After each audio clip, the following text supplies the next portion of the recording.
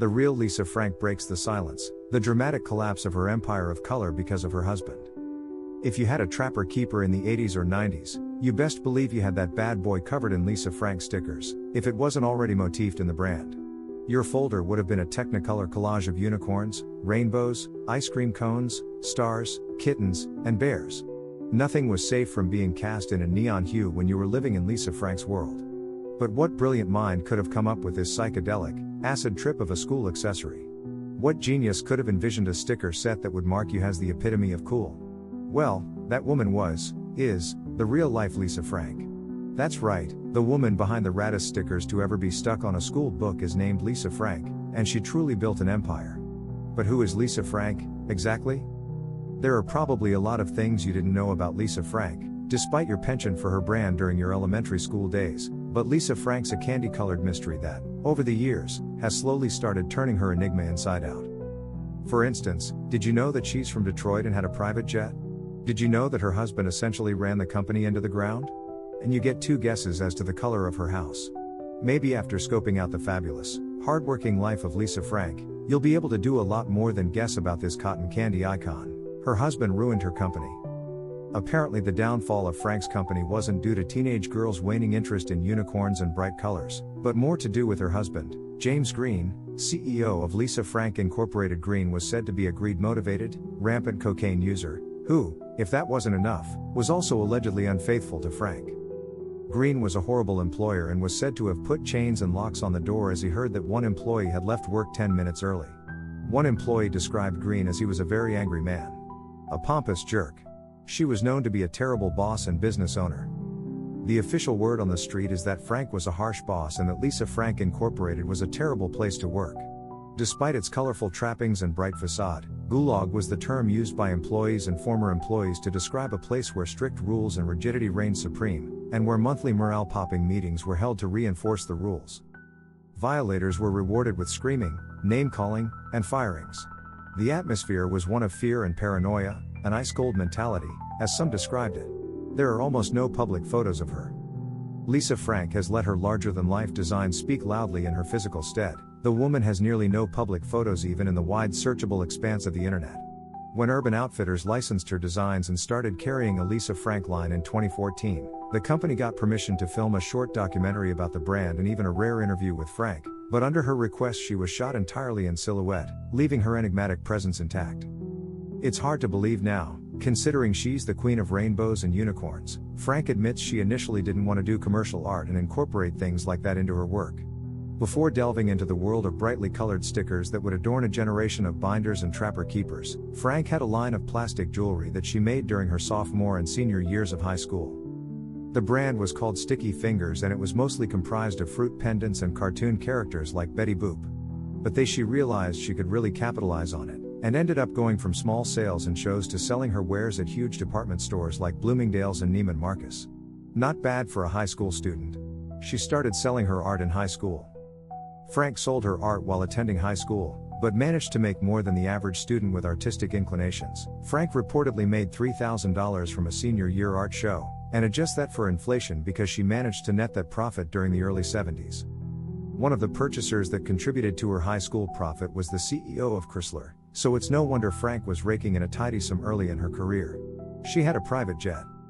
Rondi Cutts, Lisa Frank Incorporated's head designer from 1987 to 2002, dished some pretty colorful Lisa Frank facts to Hello Giggles about her time working with the neon mogul. One of those facts being that Frank had her very own private jet. Kuntz recalled the whirlwind of working for Lisa Frank during her heyday. The experience of working for Lisa Frank afforded me a lot of exciting opportunities, like going to Hong Kong, flying to meetings across the country in Lisa's private jet. In 2006, Frank found herself in the midst of a legal suit over a loan Frank had taken to procure the airplane. When Frank divorced her husband James Green, the financial fallout was messy and investigative reporting revealed that Frank hadn't been keeping up on the payments of her loan. She founded her company in college.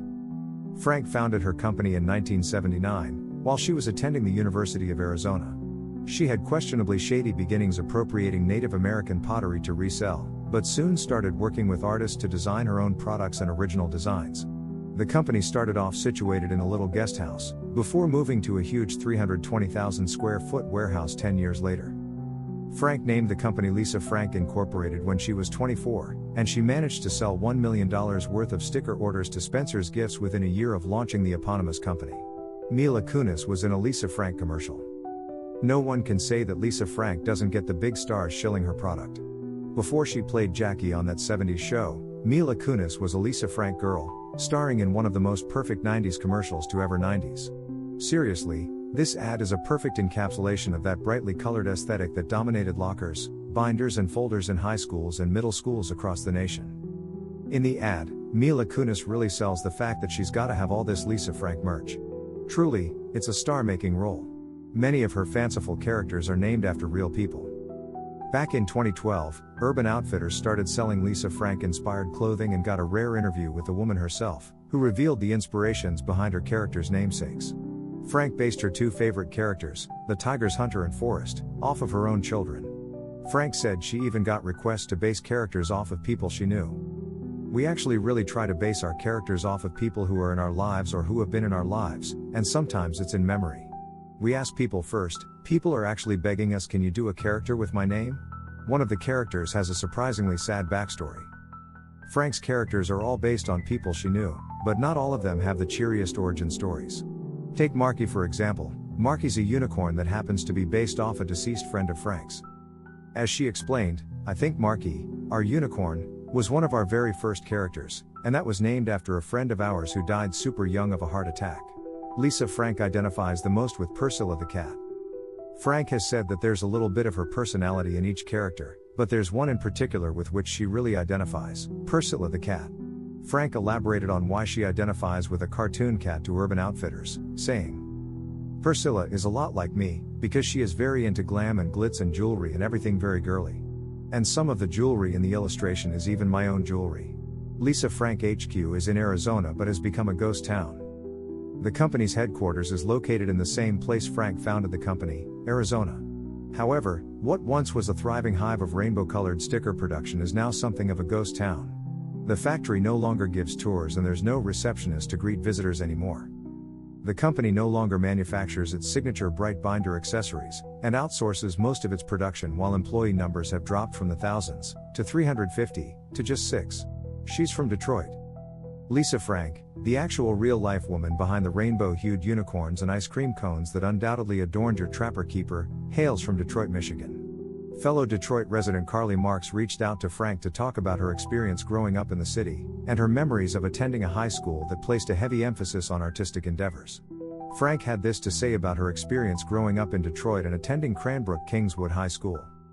They had real people teaching, accomplished artists. We sat in the original Sarnan chairs. I don't think we realized what we were surrounded by. I can tell you I wouldn't be who I am without that experience. I had a senior show of the paintings I made when I was a student there. They were up on the wall, I sold out, and received a ton of commissions. Her house is purple. It sounds like Lisa Frank's personality matched the colorful characters she created to a T. Former head designer Rondi Cutts recalled how vibrant Frank's personality is, and how it matches her physical aesthetic straight down the house paint color. Lisa is her brand. She lives, breathes, and quite possibly eats colors. Her house was / purple. She wears the most awesome shoes, usually with super platforms, and unique designer clothes. She is teeny tiny, with a personality about 1,000,000 times bigger than she is physically. She's back in business selling debit card designs. After drastically discontinuing production and decreasing her business, Lisa Frank has been lying low. A few companies have obtained licenses to produce Lisa Frank designs, but ultimately, the brand is nothing like it was in the 90s. Slowly, though, Lisa Frank has been making a comeback. She partnered with Glamour Dolls in their cruelty-free cosmetics line, and in 2017 announced a deal to produce designs for debit cards.